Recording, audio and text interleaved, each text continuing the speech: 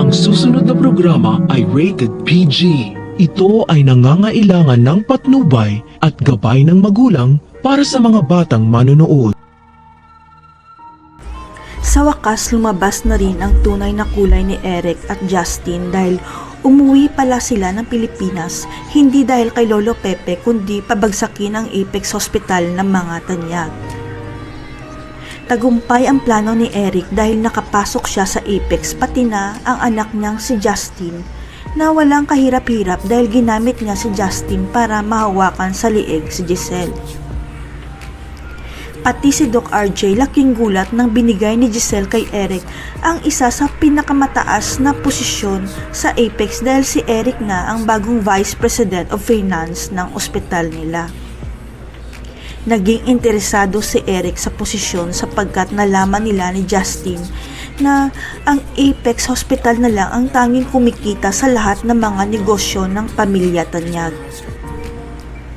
Kaya sa oras na magtagumpay si Eric at Justin sa masama nilang plano, siguradong pupulutin sa kangkungan ang pamilya Tanyag dahil sa maling desisyon ni Giselle. Ang hindi alam ni Giselle at Doc RJ, binibilog lang ni Eric at Justin ang mga ulo nila sapagkat hindi pala tunay na tanyag si Justin at si Eric ang may utak ng lahat. Tanging si Lolo Pepe at Kinito na lang ang nakakaalam na peke ang DNA test result ni Justin at Giselle dahil pineke pala ni Eric ang DNA test para mag-match si Justin kay Giselle. Sa kasamaang palad na sa ICU pa si Lolo Pepe at hindi pa niya mabubunyag kay Giselle na hindi niya pala tunay na anak at kadugo ang ipinakilala sa kanya ng ex niyang si Eric. Ang hindi alam ng lahat, si Justin pala ay anak ni Eric sa ibang babae sapagkat ang tunay nila na anak ni Giselle ay lalaki at hindi niya alam kung saan na ang anak nila. Hindi matanggap ni Eric na iniwan siya noon ni Giselle at inabandona pa ang anak nila sa Amerika at huli na niya nang malaman na si Lolo Pepe pala ang tunay na dahilan ng pag-iwan sa kanya.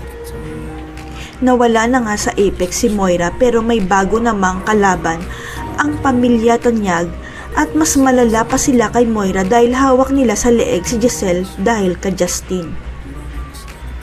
Pero hindi magtatagumpay ang kasamaan dahil magigising na si Lolo Pepe sa ICU at babalik na ng Pilipinas si Kinito para ilantad ang kasamaan ni Eric at ni Justin.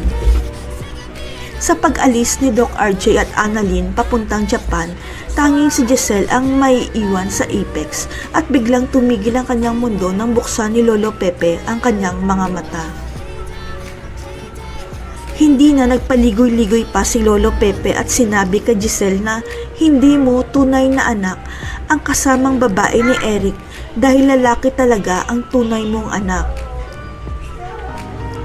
Ang hindi alam ni Justin at Eric, naririnig ni Lolo Pepe ang mga taong bumibisita sa kanya sa ICU kaya nalaman niyang nasa Pilipinas pala ang peke niyang apo na si Justin.